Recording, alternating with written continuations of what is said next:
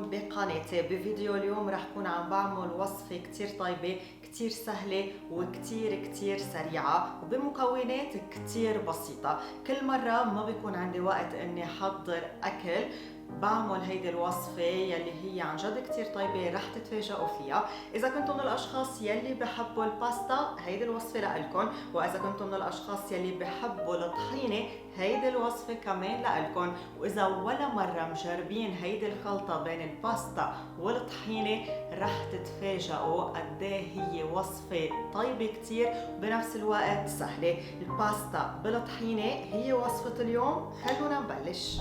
كل يلي نحن بحاجة له هو أكيد باستا مسلوقة، كمان بدنا للصوص طحينة، حامض وثوم.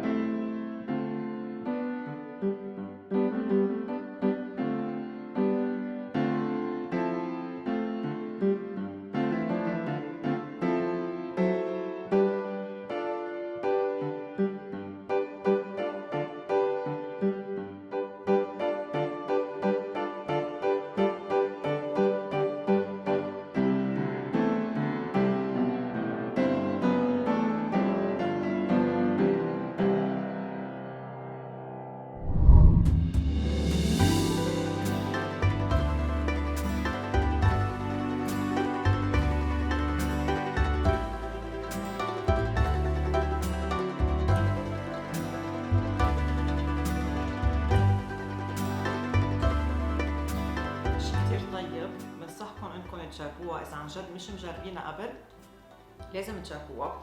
مش قادره اوقف اني اكل منها لانه كتير طيبه وكتير بحبها، وبنفس الوقت صحيه وما فيها شيء.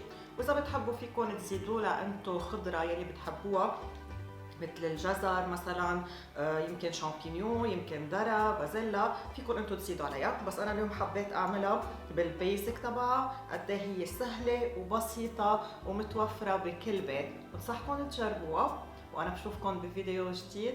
باي باي.